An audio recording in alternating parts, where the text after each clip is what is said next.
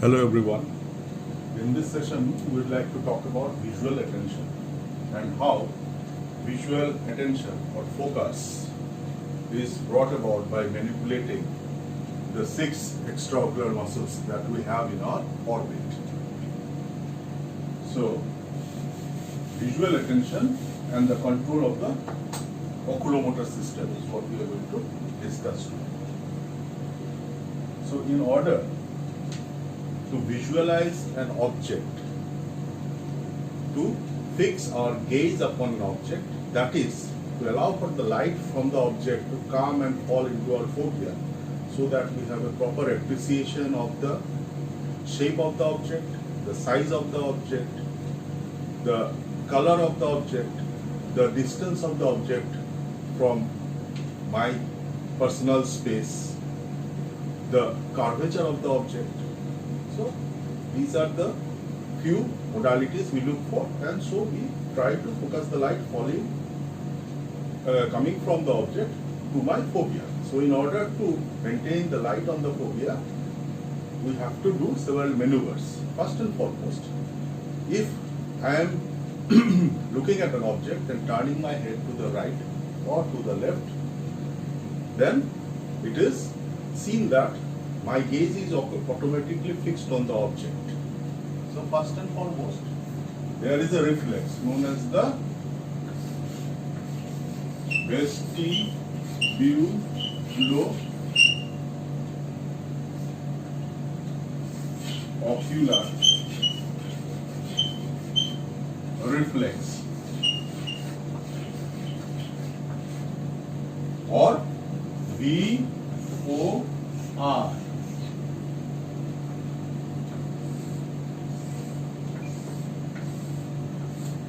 So, vestibulo-ocular reflex 1 is a mechanism of keeping the fovea on the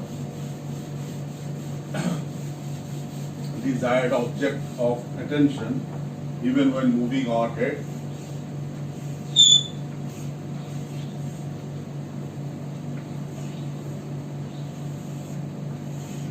The second mechanism by which an object is kept in focus even when moving our head or moving our body, moving ourselves, is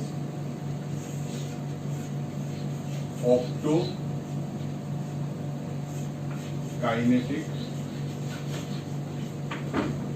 reflex.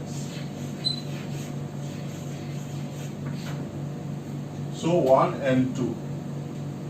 These two reflexes are required to stabilize gaze. So gaze stabilization.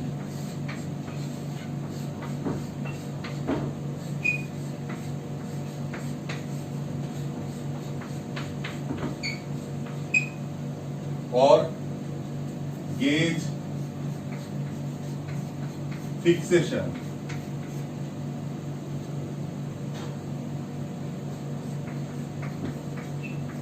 Requires VOR and optokinetic reflex. So VOR and optokinetic reflex will be required when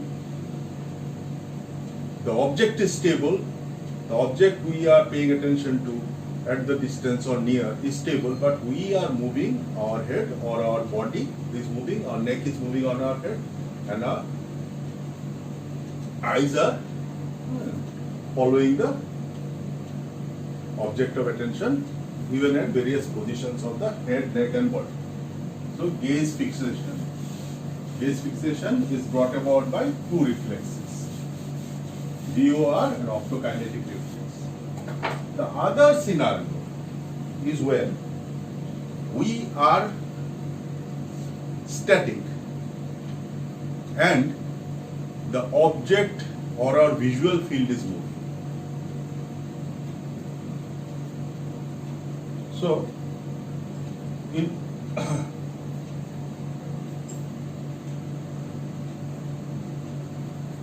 this is under the heading of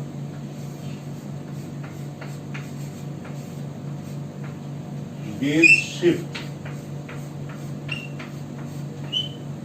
Gaze shift has a few components. The first being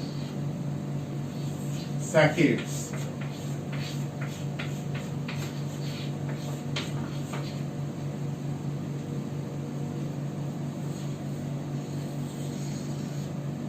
The second is smooth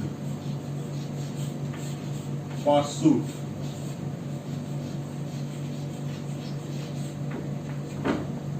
Smooth pursuit. The third being is vargence. So saccades, smooth pursuit, vargence. Saccades are small, very fast twitch of the eye in a predetermined fashion, so as to keep the world at focus on the point which you are focusing on the phobia.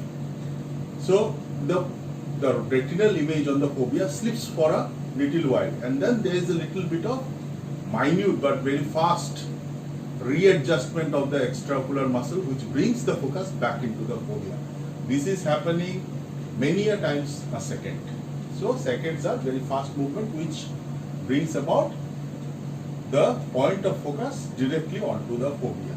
So saccade. Smooth pursuit is when, suppose the visual world is shifting. You are in a moving vehicle and the visual world is shifting. So your eye keeps up with the visual world. Smooth pursuit. But the difference is that between optokinetic and smooth pursuit is that in the optokinetic scenario, the eye keeps track of the whole world. The whole visual picture is tracked. But in smooth pursuit, only a single point of focus, like suppose a person moving in front of you, walking in front of you, or cycling in front of you is focused, and you are using your gaze to follow that person as he cycles by or walks by. So in smooth pursuit, the point of focus is a single object which is moving in front of the world of various textured imagery, right? You have the whole world in front of you, but you are focusing on a single moving object. And this is kind of intentional. Vargence happens when you look at a distance object or you look at a close object. While looking at a close object, as we observed in the previous class, there is convergence of eyeball. So eyeballs will converge to look at a near object, and when asked to look at a distance object, the eyeballs will diverge. So this movement, so all the other movement before, like VOR, optokinetic reflex, saccades, and smooth pursuit, they happen in conjunction. The two eyeballs will move in unison, they will move synchronously. Only in vargence will the two eyeballs moves in disjointed fashion. Either the two eyeballs will come together close by, or they will move apart. So gaze shift. So we have gaze stabilization comprising of VOR, optokinetic reflex, and gaze shift comprising of saccades, smooth pursuit, and vargence. So these are all movement of the eyeball, and all the movements of the eyeball are brought about by the 6 extraocular muscles. The 6 extraocular muscles being lateral rectus, medial rectus, superior oblique, inferior oblique, superior rectus, and inferior rectus. So the eyeball moves according to the muscle which is being contracted at that given period of time. So as you can see, if you observe my eyeball can move up, move down. Look at my right eyeball. It can move medially, it can move laterally, it can move laterally and up, it can move laterally and down, it can move medially and up, It can move medially and down. So many a movement and all the movements in between. Now suppose if I twist my head, my eyeball tries to move in this fashion also. So for my right eyeball, if it moves a little bit like this is intorsion. And when I do this, my right eyeball tries to move a little bit like this, in this direction. So it is extorsion. We'll come to that. So what are the movements of the eyeball?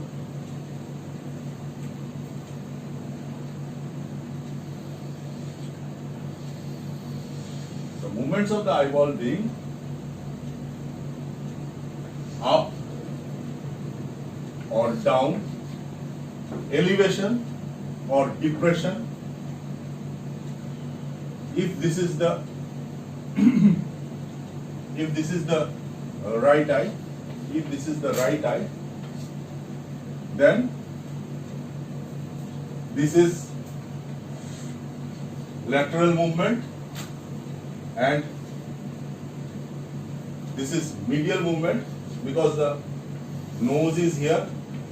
So medially, this is laterally, this is elevation, this is depression, this is medially or adduction, laterally or abduction. Then we have two other movements which I talked about. So for right eyeball and left eyeball, I am showing simultaneously. This is extorsion. This is the nose, this is the midline. So going away from the midline is extorsion. Extorsion, going away from the midline. Coming towards the midline is intorsion.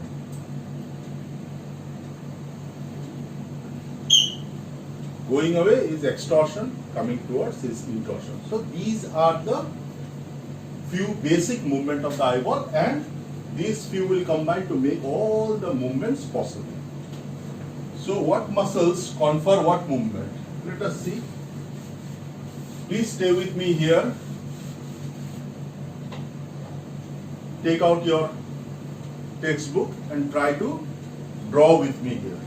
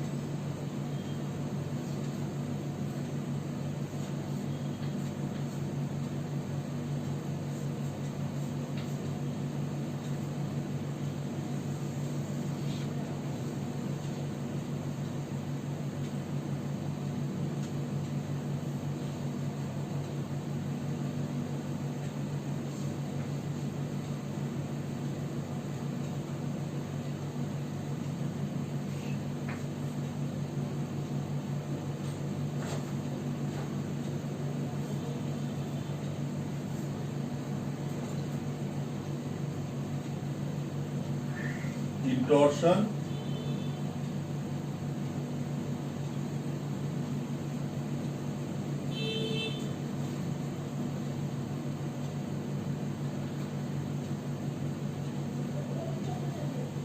extorsion.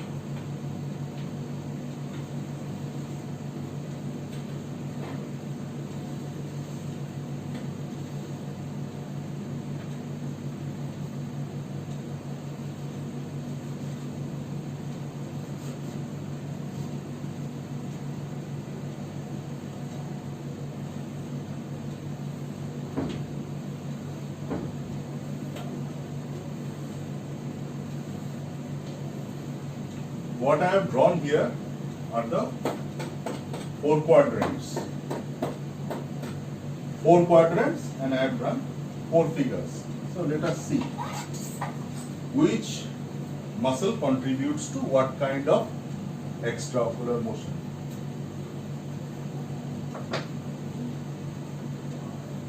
So what we do is that we have 2 different columns. So for this column, let us say this column contains the superior group of muscles. This will contain the superior group of muscles. This will contain the inferior group of muscles.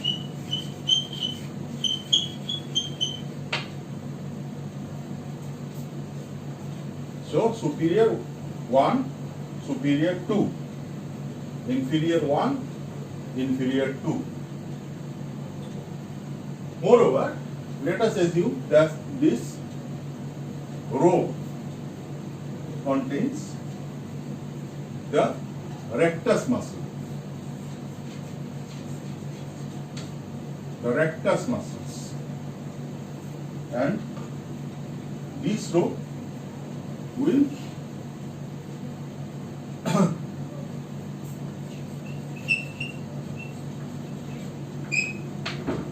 represent the oblique muscle. So this row represents the inferior group, this column represents the inferior group, this column the superior group, this row the rectus, and this row the oblique.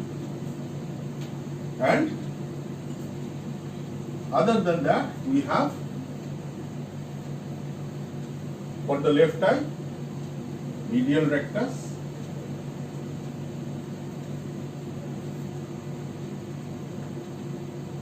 and lateral rectus. Now, what are the muscles that we have included in this group? Medial rectus, lateral rectus, superior rectus,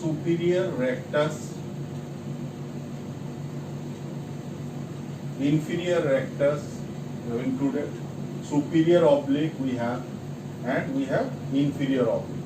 So all the 6 muscles have been represented in this diagram. So what do we intend to see? We intend to see what muscles contribute to what kind of movement. Superior rectus. First and foremost, it is superior, so it will pull up.